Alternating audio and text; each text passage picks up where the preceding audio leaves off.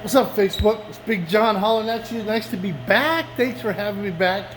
I served about 36 or 38 days, I can't remember, on my 30-day ban because you know Zuckerberg, he loves me. Anyway, just a quick recap of what's been going on. I had some medical, you guys know that I had COVID back about 8 or 9 months ago or whatever. It really did a number on my lungs. I was having some severe issues breathing. My oxygen saturation levels were good, but when I was walking across the room, I couldn't even walk from that end of the shop to this end of the shop without stopping about halfway to catch my breath. I was completely winded.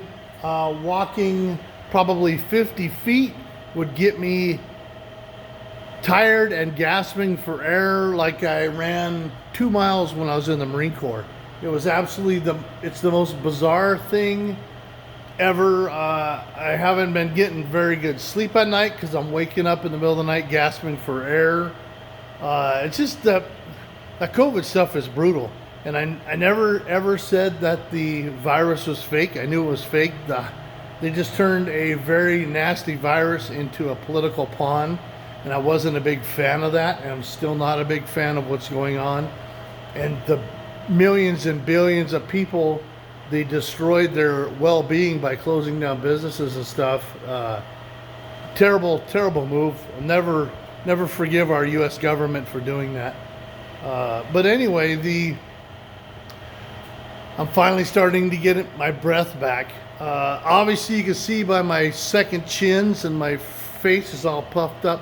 I gained about 60 pounds. I had no energy whatsoever. None. It was just a fight to be alive and awake for the day. Sometimes I'd be in my office doing paperwork and I'd just fall asleep, just right in the middle of the dang day. A couple times a day, not just like one time during this 8 or 9 months I've been burned out from COVID, but like multiple times, multiple days, all the time. But anyway, now I'm finally getting back. My breathing is still bad. I was at my doctor to get my lungs checked out because I couldn't even walk across the parking lot. Went down to Arizona to golf with my father a couple times this year. And the last time, in March, I couldn't even walk across the parking lot carrying my golf bag. Absolutely destroyed me, so I figured that it was time to go. I better get to the doctor to find out what's going on. I go to the doctor. They do a little test. They put on an oxygen saturation machine, have me walk around the parking lot. My O2 levels were up 97, 98, no problem there. Then all of a sudden the nurse takes off. I'm sitting in the room and I'm feeling like absolutely winded. The nurse takes off out of the room without saying anything, and then her and the doctor come hustling down the hallway, come in there, and they said, hey, John, how do you feel? And I said, I feel winded. I just got done walking around the parking lot. I could barely walk across the parking lot, let alone around the damn building. I'm winded. I'm just catching my breath. He said, well, your heart's beating 210 beats per minute. You have to leave and go to the ER. We can't even have you in our facility. You have to go. So I went to the ER, sat in there for a while. They as soon as I got there, they put me on a EKG machine. Instantly said, hey, you're having a bad issue with arterial fibrillation, which is AFib. The people say it, shorten it up a little bit. So they immediately whisked me into a room, got me on, got my IV started, got a PICC line. They went through and hit me with some juice to slow my heart rate down, and they slowed it down. And I told the ER doctors, they have no sense of humor whatsoever. I told them, hey man, that's my first time ever doing methamphetamines. Man, this sure hits hard. And they were looking at me like, what the hell are you talking about? Is that why your heart is racing? And I was just laughing at them. I go, no. But so anyway, was in there for 4 hours. They did some chest x-rays while I was in there. They got my blood, my heartbeat slowed down a little bit. I'm on some changed my medicine a little bit. I finally got things back where they needed to be. Slowed my heart down, got out of there, and I asked them, what about my lungs? And the doctor said, we're not really sure. No one has the right answer for the lungs, and if I told you that I had the answer, I would be lying. The lungs have damage. They're working properly. My heart rate was too high, so even my oxygenated blood was whisking past my organs, so my organs aren't getting proper nourishment from my blood flow because my blood was going too fast. So I went through that. So now I'm on some meds to slow my heartbeat down, so that's working out fine. Lost about 14 pounds already. Obviously, that is just the tip of the iceberg. Good Lord, I got a long ways to go. But anyway, it's going to be an uphill battle. My lungs, like I said, I'm just now starting to breathe a little bit better. My lungs are still garbage. No way in hell I could run. You know, if the cops were chasing me, they're going to get me. I'm not even going to be able to run away from them. So no point in that. It's just very, very, very brutal uphill battle that I've done, and it's very sad to think that people have succumbed to this, and that I was probably more sick than I thought I was. You know, that I was actually probably closer to death than I let myself believe when I was sick with it, and it was bad news, bad stuff. But anyway, I got a ton of work to do. The business is going very well. Last month was our best sales month in 10-year history of the company. So that's kind of a pat on the back to my crew and to myself. You know, obviously I can't do this by myself.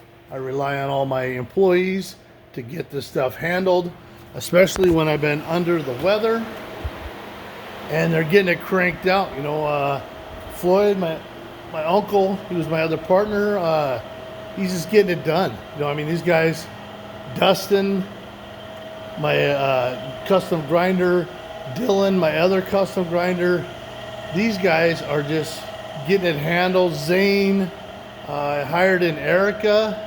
She's helping with the shipping and stuff like that.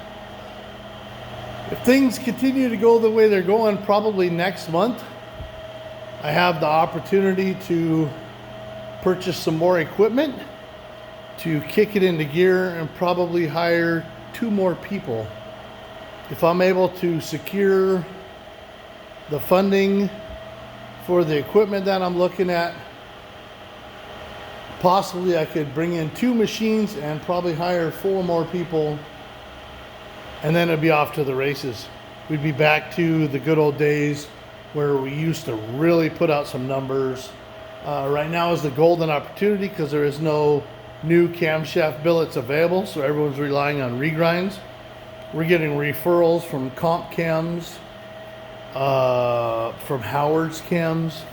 These new camshaft companies like that, they rely solely on new billets, and then they're able to grind them or even buy them finished, and there is none available right now, so we're able to step up and help their customers out, get these engines built and stuff like that. So we're doing really well. Like I said, I can't even begin to do it by myself.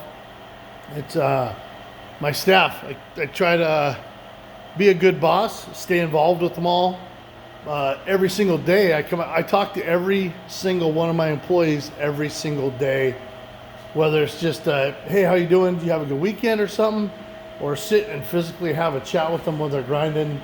I'm definitely a hands-on boss. I'm not going to sit back and bark orders. That's like more like a warden, and that I've been in that situation before, and it's never.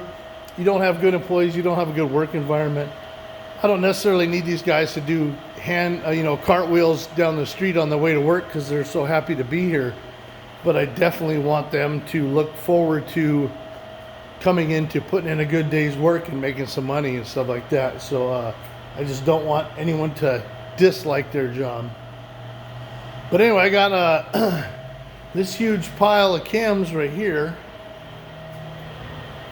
That big old cart filled full of cams. I'm start grinding on those right now as soon as I cut this video off. And then I got probably another batch that big coming in that'll be here probably Thursday or Friday that I get cranked out. There's a 35 cam diesel cam order that came in. Floyd's cutting on those during the day. Keeps the other industrial and other antique stuff flowing through in between those, but he's cranking on those, so we're going to get them out of here. And it is very, very, very busy, and things are going good. Looking forward to getting this squared away. The guy that owns the two buildings right next to our building here, he is in the process of, he's accepted their cash offer. They're going to build a 7-story apartment complex right next door to us here. So I'm not sure if that whole deal falls into place, what they're going to do about having a machine shop right next door to an apartment complex. Our foundation of our building, I believe, is a shared foundation with their building. It'll be interesting to see how that plays out, and I'm waiting to get a call from the developer to negotiate what sort of cost or buyout offer they have to throw at me. So, but anyway, for now we are good to go. It's good to be back again. Missed all you guys. Missed my algorithms changed, so there's a whole bunch of people that I normally dealt with before my little Zuckerberg timeout that are, I'll have to go search your profile and interact with you so the algorithms will pick back up. But anyway, this video is 12 minutes long, and I didn't mean it to be this long. I'm sorry, I'm rambling on. It's just nice to talk to you guys again. Anyway, you guys have a great night.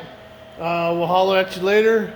And I do have a TikTok. If you guys do have a TikTok, in the comments section, put your TikTok name, and I'll jump over there and follow you guys and see what the heck you ding-dongs are up to.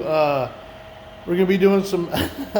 We're going to be doing some stuff on there pretty quick. Me and Dustin got some ideas thrown around. Should be pretty interesting. I'll say jump on the old TikTok, give me a follow.